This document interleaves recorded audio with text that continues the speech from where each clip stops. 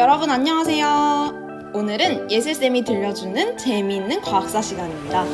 선생님은 항상 한 단원이 끝나면 그것과 관련된 재미있는 과학사를 들려주곤 했었는데요.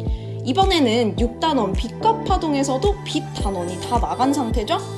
빛과 관련된 재미있는 역사적 사실들이 있어서 여러분에게 알려주려고 해요. 빛과 색에 대한 뉴턴의 결정적 실험이 그 제목인데요. 여러분은 뉴턴이라는 과학자의 이름을 들으면 어떤 게 생각이 나나요?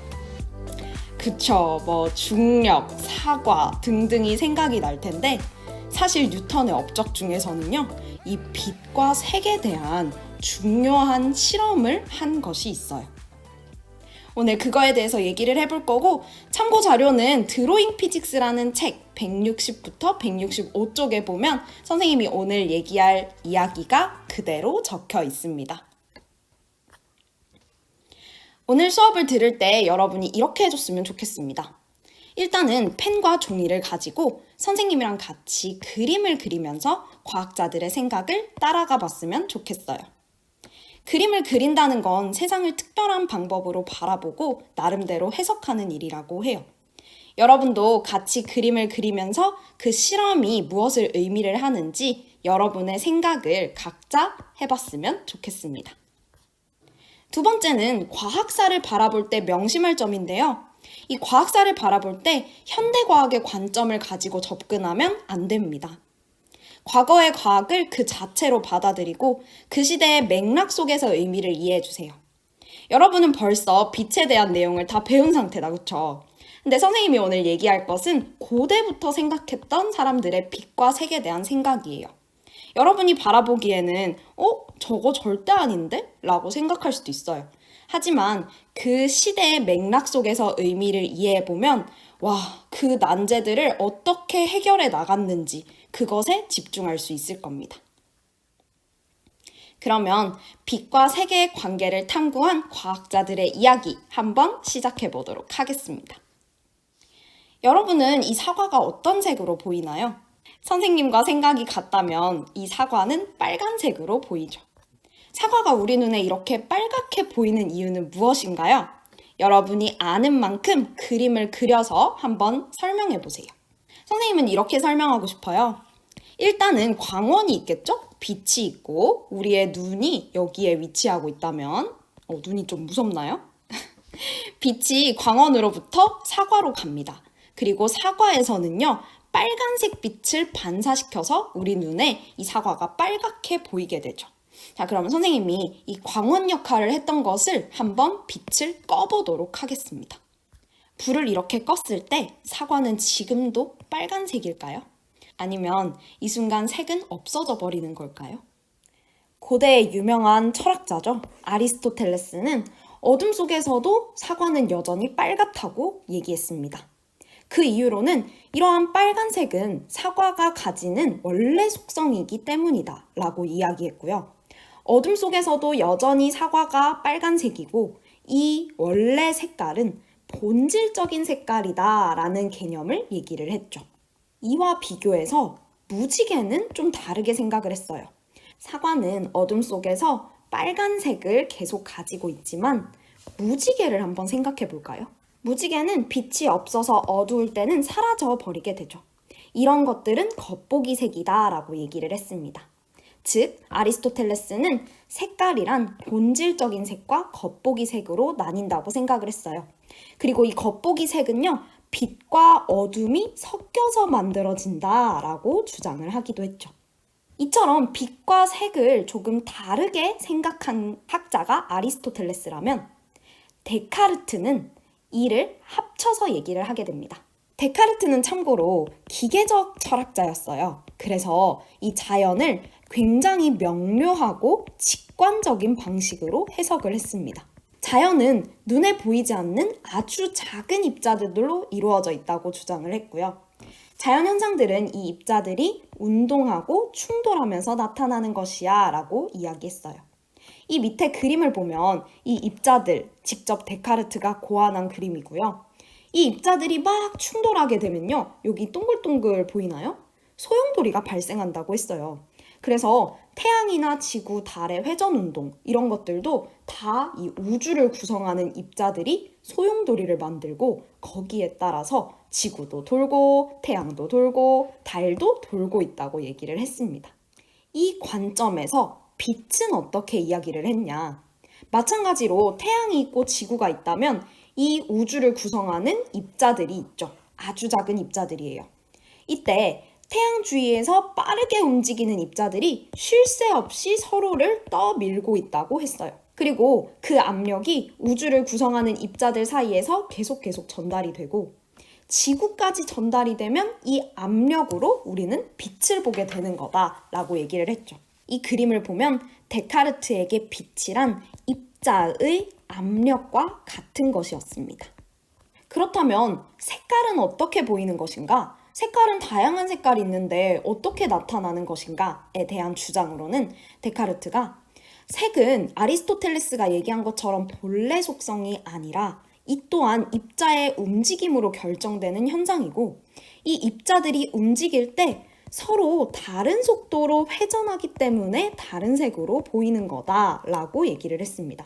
즉, 아까 얘기했던 빛도 입자의 운동이고 이 운동이 어떤 속도로 회전하냐에 따라서 다른 색깔이 나타난다고 말한 거죠. 빛과 색은 모두 입자의 운동으로 일어나는 거고 이는 분리해서 생각하는 것이 아니라 통합적으로 바라봐야 된다라고 주장을 하게 됩니다. 점점 지금 우리가 배운 빛과 색의 개념에 다가가고 있는 게 느껴지나요? 빛에 대해 좀 더 체계적으로 생각하기 시작한 것은 바로 뉴턴의 등장부터였습니다. 뉴턴 등장을 해서요. 프리즘이라는 도구로 설명을 하게 됩니다. 그런데 뉴턴이 등장하기 전에도 프리즘에 빛을 비추면 이렇게 다양한 색깔의 빛이 나타나는 것은 상식적인 일이었어요. 하지만 뉴턴의 차이점이라고 하면 이 빛을 굉장히 먼 거리로 쐈다는 거예요. 22피트나 떨어진 반대편 벽에 이 굴절광이 비추게 했고 이 이미지가 사람들이 관찰했을 때와는 달리 스펙트럼이 직사각형 모양으로 나오더라라는 것을 발견하게 됩니다. 이것을 보고 첫 번째 주장, 태양빛은 여러 색깔의 빛들이 혼합되어 있다라는 얘기를 하게 되죠. 뉴턴은 첫 번째 주장에 이어서 두 번째 주장으로 색깔이 서로 다른 빛들은 서로 다른 굴절률을 가지고 있다라고 얘기했습니다. 굴절하는 정도가 달라지면서 우리 눈에 이 다른 빛들이 분산되는 게 보인다는 거죠.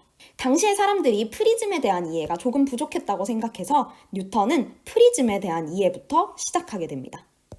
프리즘이란 아까 봤다시피 삼각형으로 생긴 입체 유리도구죠. 사람이 여기서 프리즘으로 물체를 본다고 생각하면 실제 물체가 여기에 있었을 때 프리즘을 통과하면서 굴절이 되게 돼요. 딴 이렇게 우리 눈에 보이게 되죠. 우리 눈은 빛이 직진해서 왔다고 생각하니까 실제 물체보다는 더 위에 있는 것처럼 느껴질 겁니다. 이거를 이용해서 뉴턴은 색깔마다 다른 굴절률이 지니는 것을 증명했어요. 뉴턴은 길쭉한 종이를 반으로 나눠서요. 한쪽에는 파란색을 다른 쪽에는 빨간색을 칠했습니다. 그리고 이 종이를 창문 앞에 두고 프리즘으로 관찰을 해봤어요. 그랬더니 종이의 파란 부분이 빨간 것보다 더 높이 있는 것처럼 보였습니다. 이거는 바로 종이의 빨간 부분에서 나온 빛보다 파란 부분에서 나온 빛이 더 크게 굴절되었음을 의미하는 거였죠. 이에 이러한 실험적 증명으로 색깔이 서로 다른 빛들은 굴절률이 저마다 다르다라는 걸 확실히 입증하게 되었습니다. 그리고 드디어 마지막 뉴턴의 결정적 실험이 딱 등장을 합니다. 마지막 이 결정적 실험으로 말하고 싶었던 것은 더 이상 분산되지 않는 여러 색들의 빛이 모여서 태양빛, 즉 백색광이 된다라는 것이었어요. 더 이상 분산되지 않는다. 이 빛들은 이것을 어떻게 해석할 수 있었냐면 실험을 할 때 프리즘을 한 개가 아니라 두 개를 썼습니다. 두 개를 쓴 이 결정적인 실험이 여기 그림으로 나오는데요. 여기는 지금 창문이고 여기 틈이 나 있는 상태입니다. 태양빛이 들어오고 있죠. 그리고 프리즘은 총 두 개예요. 한 번 프리즘으로 태양빛을 분산을 시켰어요. 그리고 이 분산된 광선들 중 하나만 통과할 수 있도록 슬릿을 만들어 놓은 거죠. 이 슬릿 뒤에 두 번째 프리즘이 있었고 이 프리즘을 하나의 광선이 지나갈 때 더 이상 나뉘지 않고 그대로 하나의 광선이 나가는 걸 볼 수가 있습니다. 즉, 창문 틈으로 들어왔던 이 태양빛, 백색광은 여러 색들의 빛으로 모여 있으면서 이 여러 색들의 빛은 더 이상 분산되지 않는 빛들이다 라는 것을 증명하게 된 결정적인 실험이었죠. 우리는 이걸 직접 실험해 볼 수도 있어요. 뉴턴의 실험을 재현할 때 이렇게 장치하게 됩니다. 손전등을 맨 왼쪽에 두고 슬릿을 똑같이 두 개를 둔 다음 손전등을 이렇게 비춰주면요. 오른쪽 그림에서 볼 수 있듯이 이 백색 광이 첫 번째 프리즘을 통해서 여러 색의 빛으로 분산이 되죠. 이거는 저마다 굴절률이 다르기 때문에 나타나는 현상이었고요. 이 중에 하나의 색만 슬릿으로 통과시키도록 구성을 하면 두 번째 프리즘에서 이 광선은 분산되지가 않습니다. 우리 다시 교실에 모이게 되면 이 실험 같이 해보면 너무너무 좋겠죠. 자, 지금 선생님이 얘기했던 이 뉴턴이 결정적 실험을 해서 이 주장을 증명하기까지 이 과정을 영상으로 보면서 정리 한번 해보겠습니다.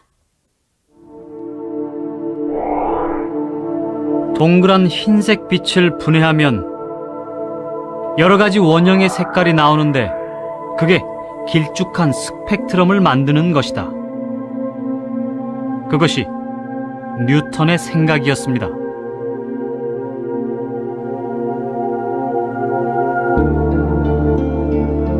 색은 정말 어디에 있는 것일까요? 색은 이 프리즘을 통과하면서 생기는 것일까? 아니면 프리즘을 통과하기 전 빛 자체에 있는 것일까? 성격상 생각만 하고 넘어갈 뉴턴이 아닙니다.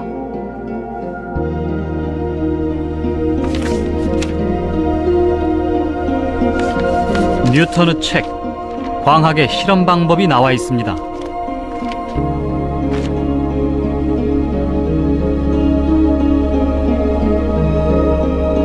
결정적 실험이라고 이름까지 붙였죠.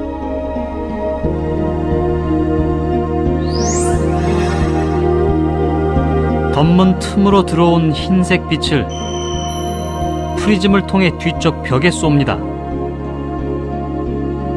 그리고 그중 빛 한 줄기를 잡아서 프리즘을 통과시켜 다른 벽에 쏩니다. 빛 한 줄기는 처음 굴절할 때나 나중에 굴절할 때나 굴절률이 똑같습니다.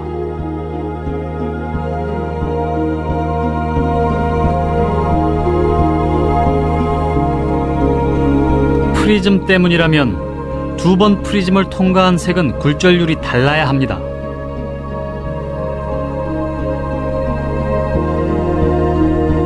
하지만 첫 번째 프리즘에서 파란색의 굴절 각도는 두 번째 프리즘에서도 똑같았습니다.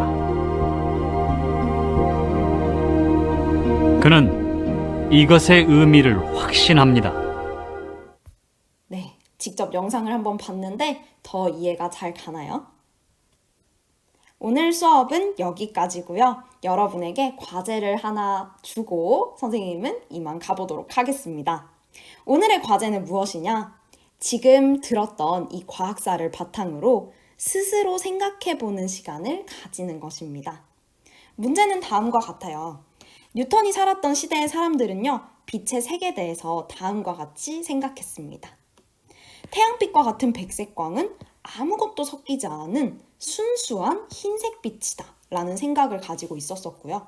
두 번째 생각은 프리즘을 통과한 빛이 무지개색을 나타내는 것은 바로 프리즘이 색깔을 만들어내는 도구기 때문이다 라는 생각을 가지고 있었어요. 여러분은 공부했으니까 알고 있죠. 위의 생각들이 잘못되었음을. 그러면 여러분이 뉴턴의 실험 결과에서 이것이 잘못되었다라는 걸 증명할 수 있는 근거를 찾아서 한번 스스로 글을 써보는 시간을 가져보겠습니다. 여러분의 생각은 여기 오른쪽에 보이는 QR코드를 찍어서 구글 폼으로 제출해주면 되겠고요. 다음 시간에는 선생님이 여러분의 의견을 공유해보는 시간 한번 가져보도록 하겠습니다. 그러면 예슬쌤이 들려주는 재미있는 과학사 시간 뉴턴의 결정적 실험 여기까지 하고 마치도록 하겠습니다. 모두 수고했습니다.